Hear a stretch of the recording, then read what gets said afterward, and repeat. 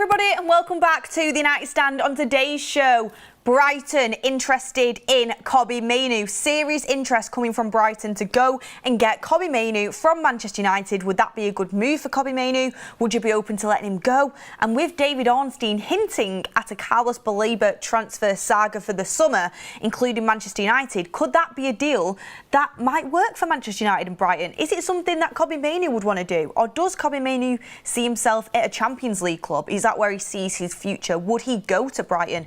They're questions that we would ask, but we will discuss that as well.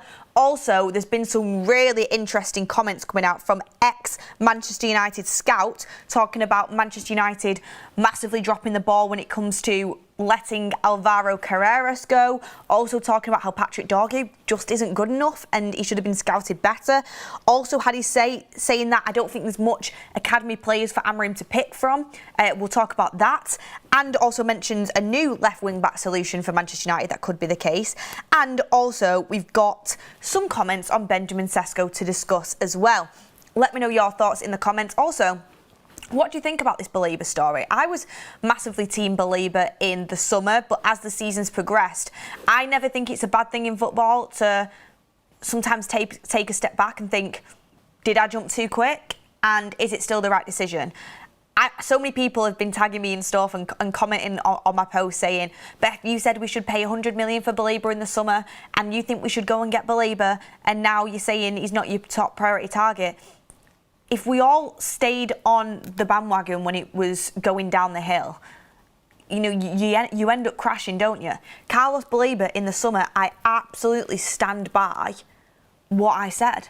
I thought we should have got him. I really did. I thought he had a fantastic season. I watched Brighton a lot last season and I thought he was top quality. You could really see the potential in him. He ran the show against Manchester City. He was a powerhouse in that midfield. And I thought he would be a fantastic signing, young signing for Manchester United. However, you know, if you take your pride away from it, you can look at the start of the season, you can say, his form has massively dropped. His head doesn't seem in the game. And is that the type of mentality that's going to flourish under the heavy weight of a Manchester United shirt? And you can take a step back and say, you know what? I thought he was going to be the absolute one for us. But now I'm not so sure because of the new actions and the new passages of play that have come into fruition. And I think that's an absolutely okay thing to say. So in the summer, yes, I did want Baleba. Now, would I still be excited if we signed him? Yes, because I still think there's a player in there. But I would have huge question marks. There is red flags popping up. And the biggest one for me is, can he perform under the lights at Old Trafford in a Manchester United kit? Can he do it?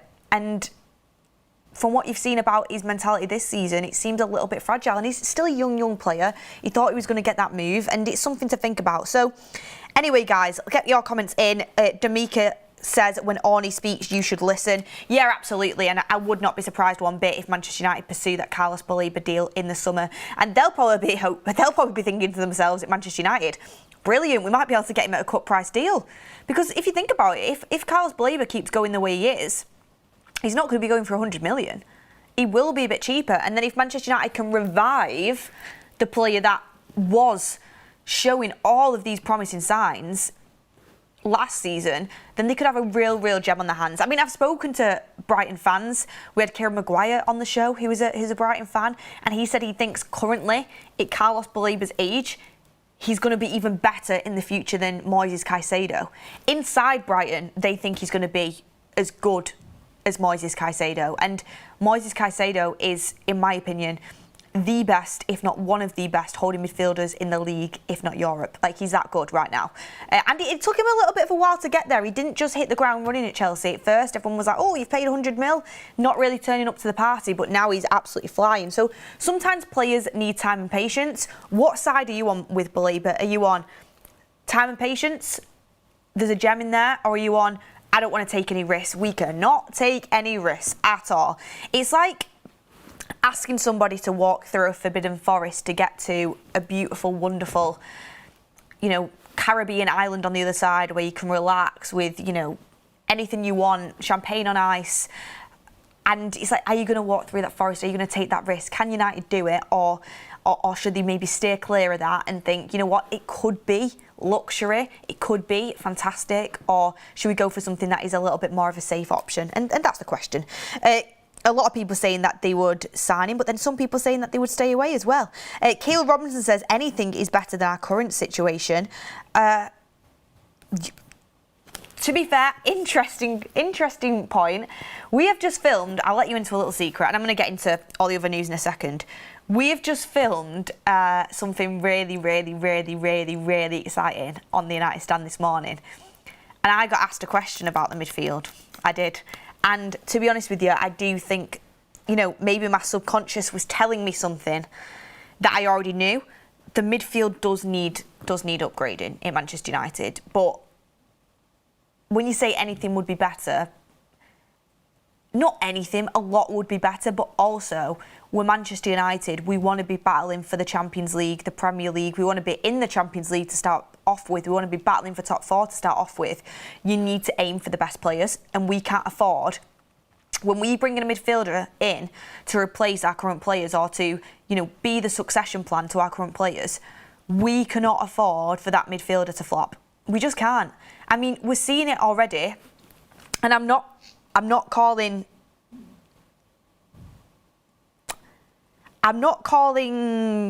Sesko a flop here, but we're seeing already what can happen when you bring in a player with a lot of potential, a young player with a lot of potential, and then expect the world from them instantaneously.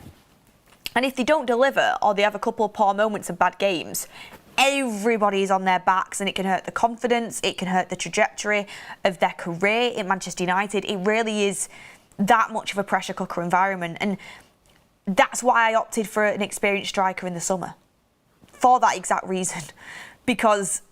Not because I don't think Benjamin Sesko's got potential and I think he's got a high ceiling, because I think both them things are true. There's a reason he's been very well scouted across Europe.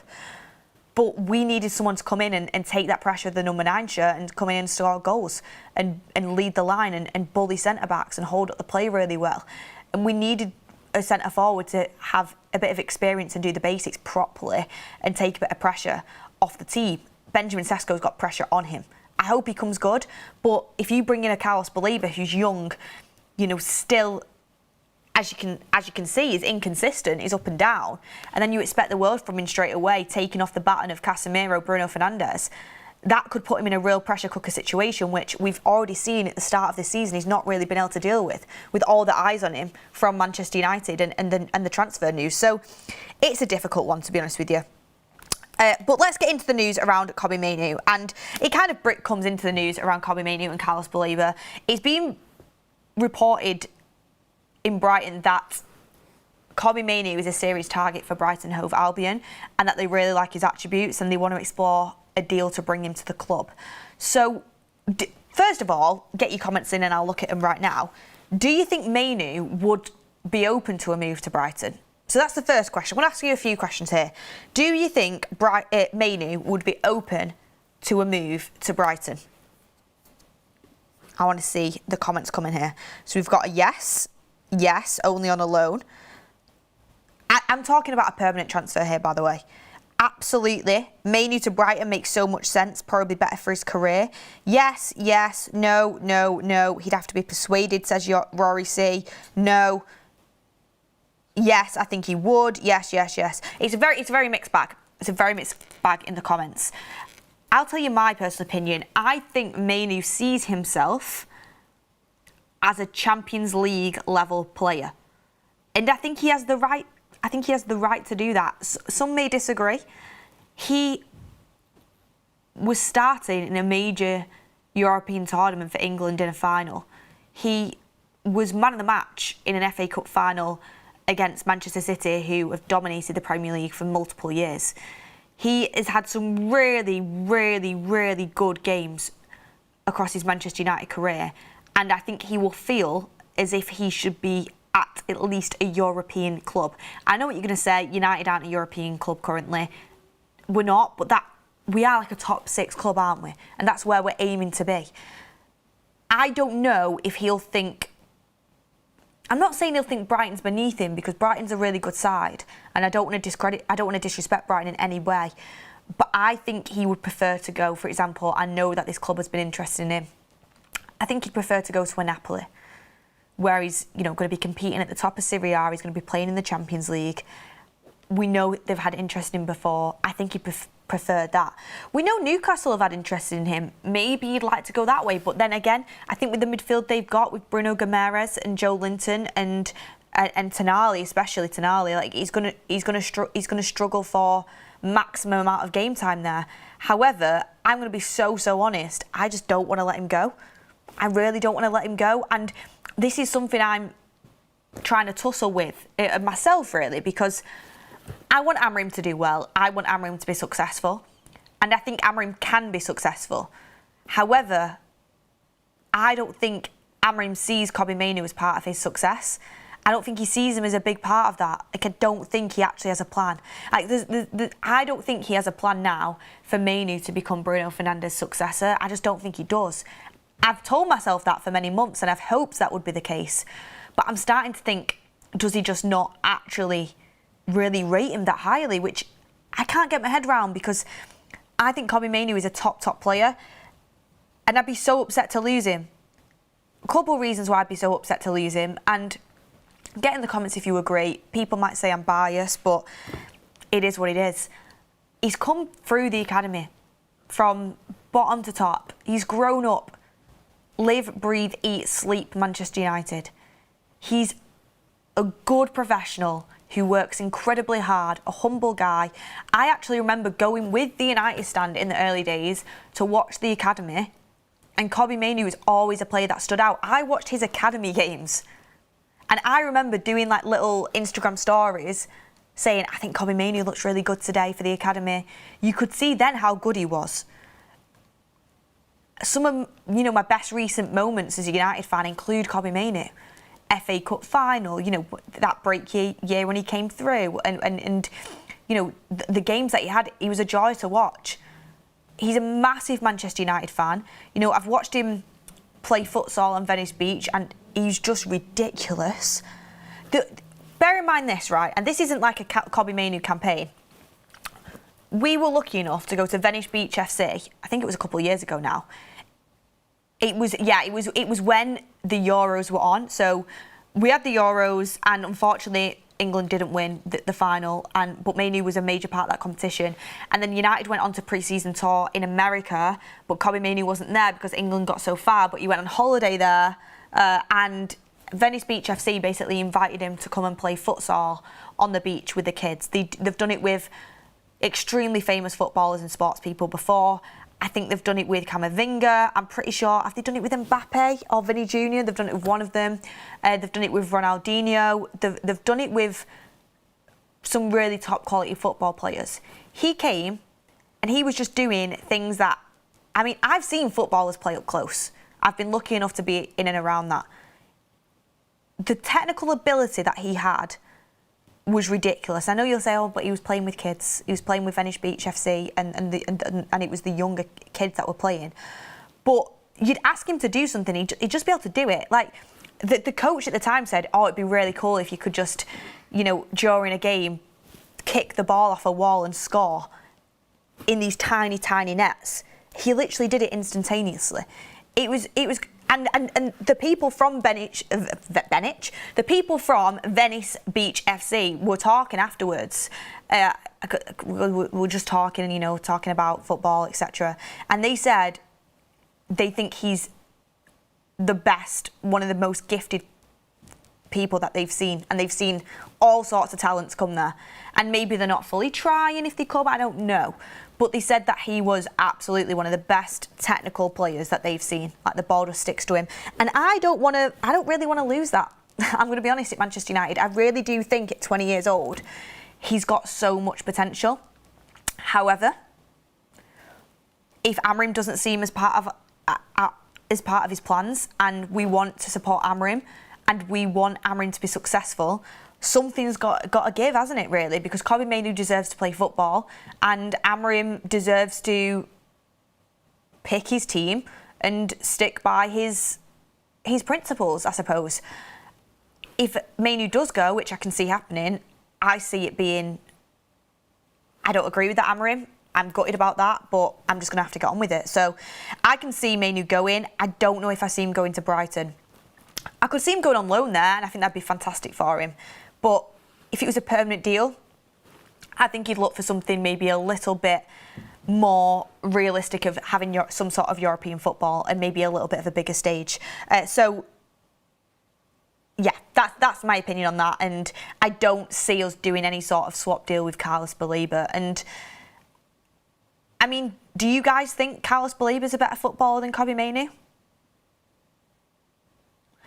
Why don't we run a poll on that? Why don't we run a poll on that? Do you think Carlos Baleba is a better footballer than Kobbie Mainoo? Because for me, when I was advocating for Carlos Baleba to come to Manchester United in the summer, it was to play alongside Kobbie Mainoo. I expected them to play together. But now, I don't know if it's going to be looking that way, to be honest with you. So I'm not sure if Amorim actually does want to use Kobbie Mainoo in the first team. But yeah, I want to see what you guys think on that. Do you think Baleba is a better footballer than Kobbie Mainoo? Let me know your votes in the poll. I'll reserve my answer until after you voted. Awaste Ayub says, Queen Beth is back like sunshine after a dark day. Thank you very much. I appreciate that. Emily Derry says, personally, I think we only get one of the likes of Baleba, Anderson, etc. because of the funds and competition. I am okay with bringing in a target out of left field, so as long as they are well scouted. Same, Emily. Like, look at Senny Larmans. Very well scouted player, and I'm fine with that. I'm trusting the scouts if they can find us someone of that ilk, of that quality in a midfield form for a cheaper price, then I'd be very happy with that. And that brings me on to the scouting story actually in a second. Keep getting your votes in the poll. We'll return back to that. And if you ask me now, Anderson or Baleba, because I agree, I think we'll only get one, I'd go with Anderson. I'm sorry, I would. I think he's more assured. I think he's more of a chance of hitting the ground running and being a massive success. Both are good players, and Baleba might eventually, outgrow Anderson and outdo Anderson. But currently, Anderson for me is the one that I know will come into this club and will make a huge difference straight away. It just seems like nothing will faze him. So that's where I'd go with right now. I mean, let's bring in this because you mentioned about scouting.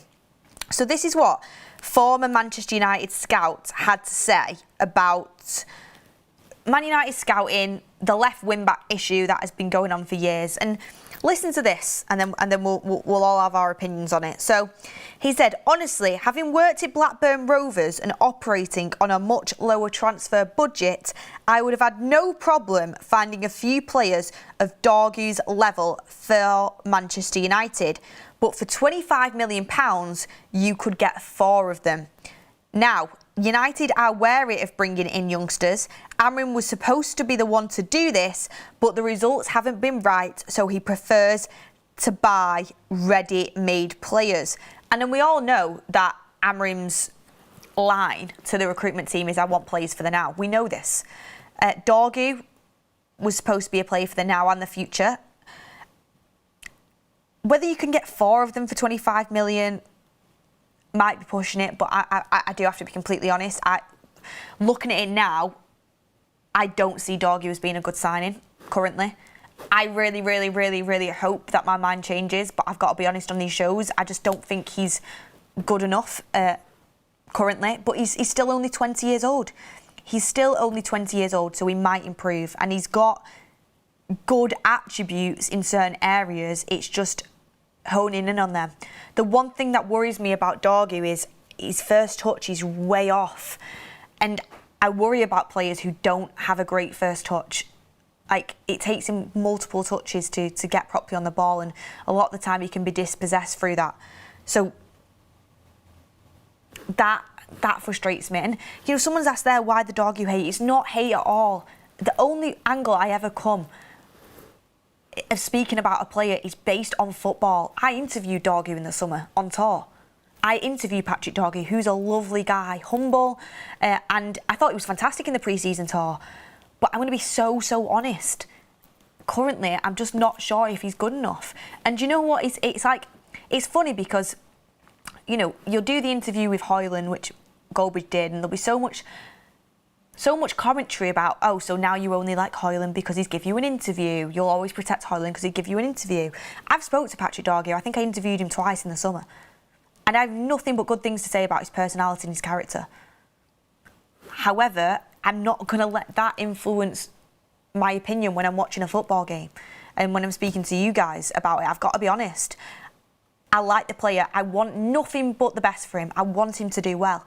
Of course I do. I'm a United fan. I've spent 25 million on him. I'd love him to end up being the next Nuno Mendes.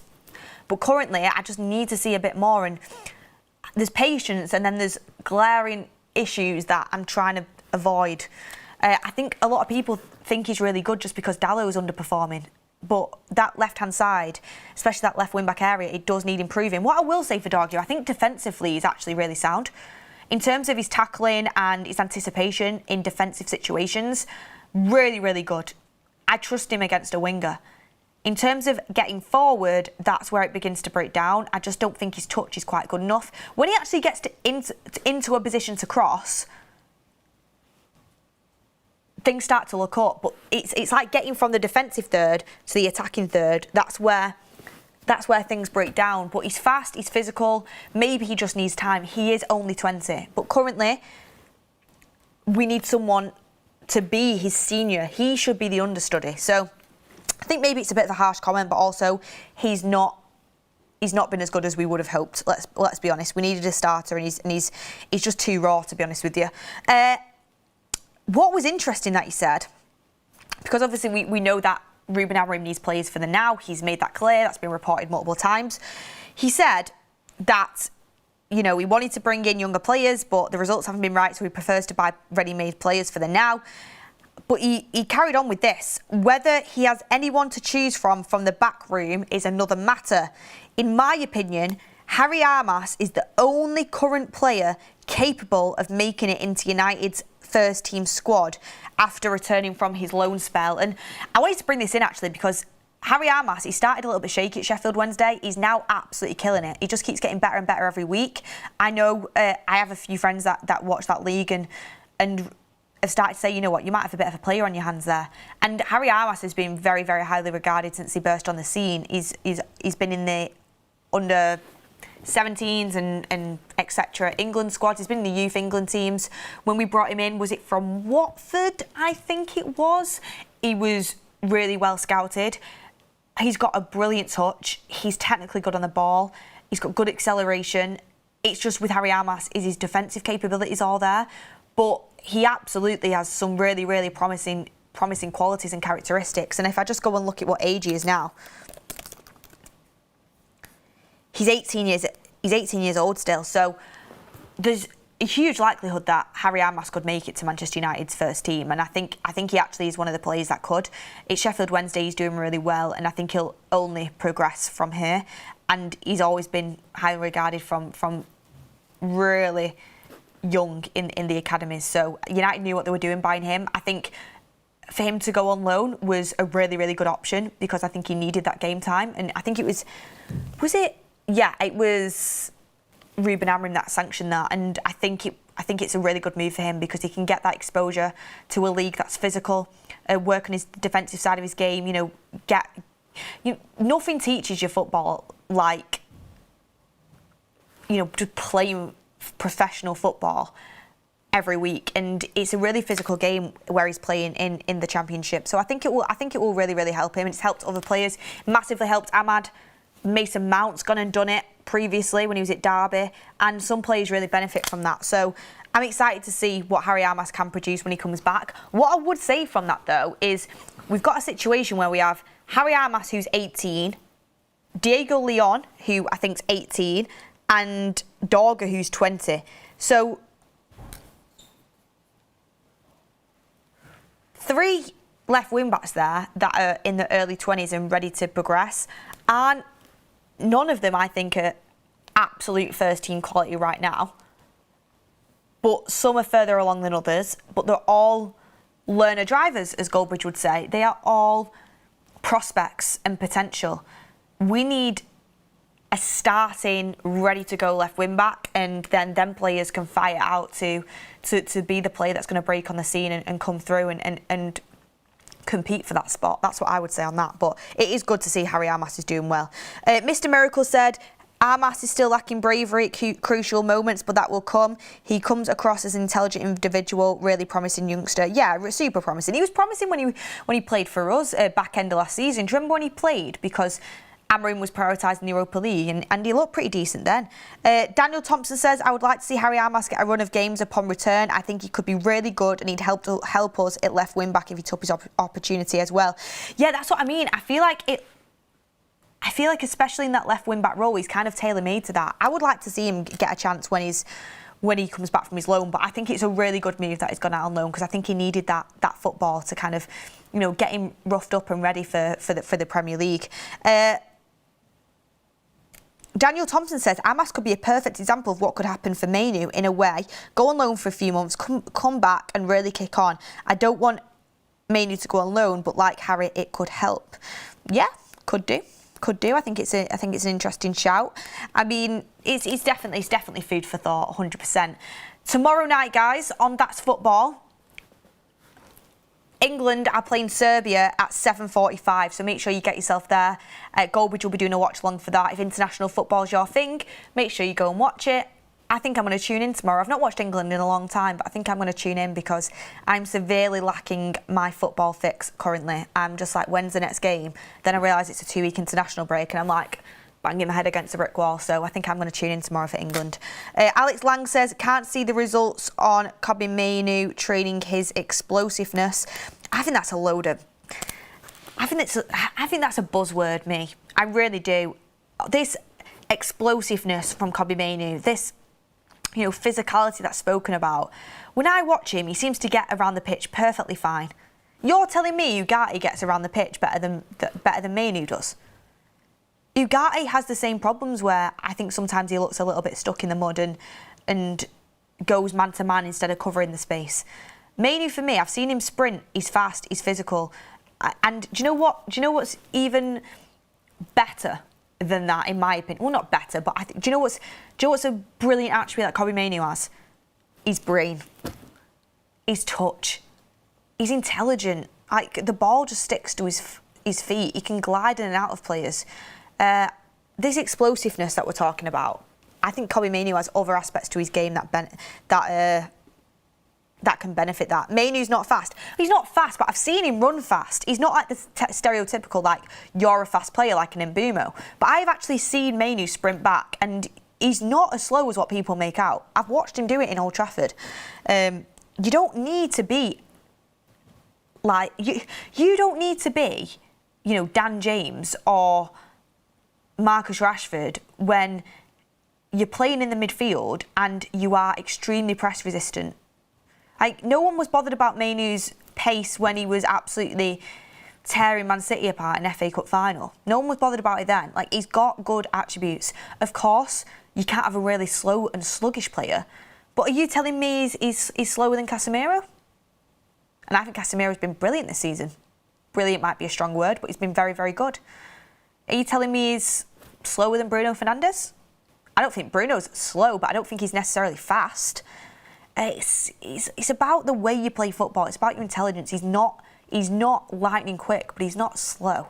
Rob McCormack says, Mainoo's brain is his best feature, cracking player. Robert, I agree with you. Last thing I wanted to come back to here was the last thing about the left wing back, and this is what the ex-scout Peter Sadowski had to say on this as well. He said, on Alvaro Carreras, very interesting, a very hard-working and ambitious boy. He learned the language quickly. I know because I met him personally. Initially, his career path was quite good. He was loaned to Preston, received good reviews, and United gave up on him, selling him to Benfica for a small fee. Carreras is a truly top-class player. There's a good chance he'll become the best, or one of the best, left-backs in the world. He scored a beautiful goal recently against Valencia in La Liga. It was a huge mistake for Manchester United to let him go. Something is missing here, and I think that something is United's lack of courage in investing in the youth players.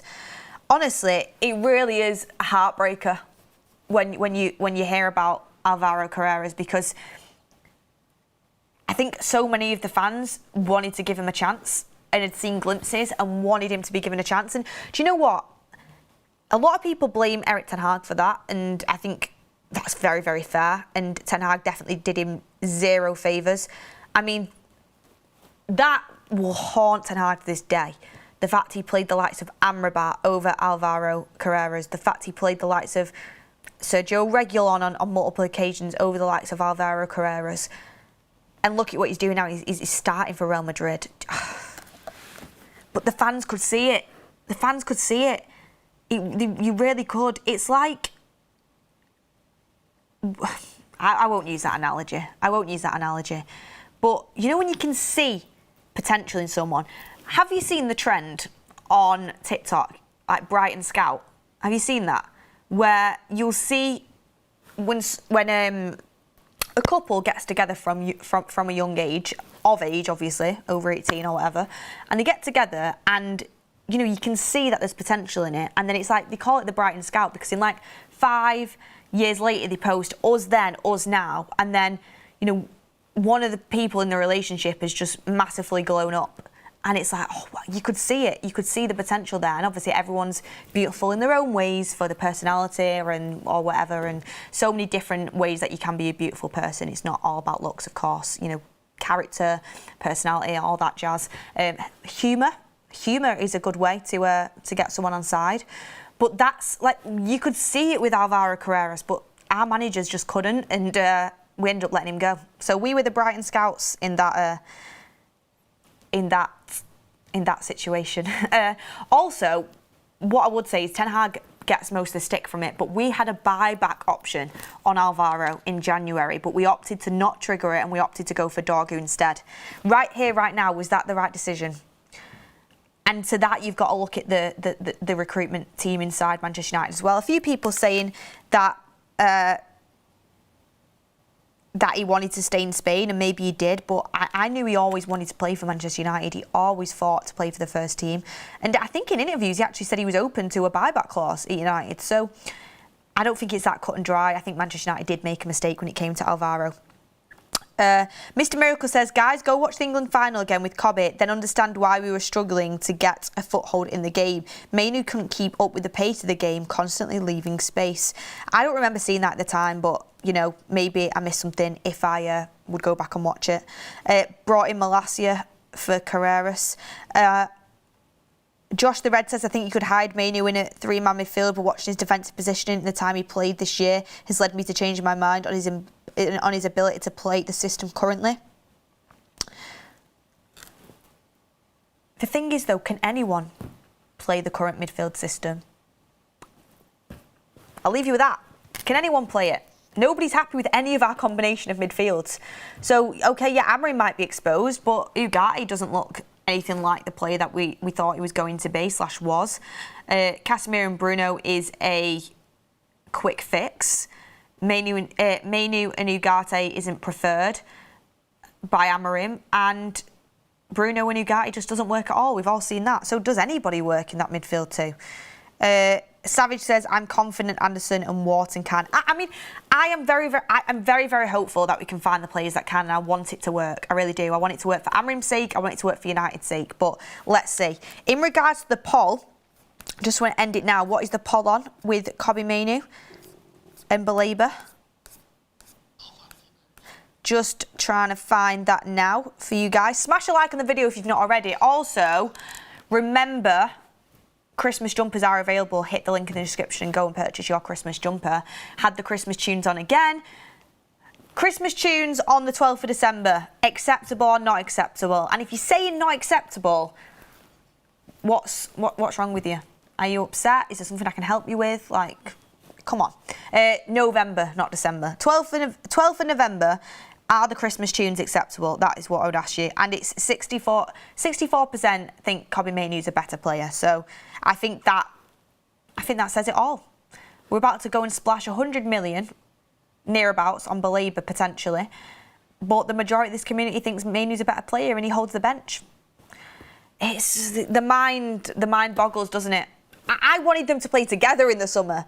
Now, I just don't know if Mainoo is the future, and that's the kind of point I wanted to bring across in this show. I want him to be, but can he change Amorim's mind? And that's the big question. He's working really hard, and Amorim did say publicly that he deserves more game time. Maybe this is the biggest stretch you'll ever hear.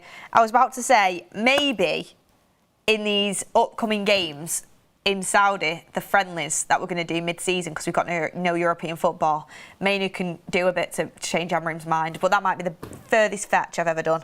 But look, everyone, thank you very much. Smash a like on the video if you've not already. Comment down below. Would you sign Baleba? Would you go for someone else? Would you let Kobbie Mainoo go? Someone just made a really good point there. If you went to Brighton, he'd get the game time to then go on to a Champions League type club, potentially. It'd break my heart, but do you think it'll happen? And, oh yeah, last but not least, I'll leave you with this. Troy Deeney said this about Benjamin Sesko. He looks like a baby giraffe. I don't see what he does. He's 6'4", and honestly, I'm stronger than him, if you know that saying. And I just thought it's a bit too far. A bit too far from Troy. He doesn't run over people. He's always on his heels. Do you think Benjamin Sesko's weak? I think he just needs to adapt to the Prem. I think there's an adaptation process that a lot of people just don't have any sort of patience with. And it's like, give the kid a little bit of time. He's 22. He's just come to the Premier League from the Bundesliga. Like, give him a little bit of time. Not everyone is Erling Haaland straight away. So, yeah. Let me know what you think. I thought that was a little bit extreme. Thank you everyone for watching. Have a lovely rest of your Wednesday, and I will see you on the next one.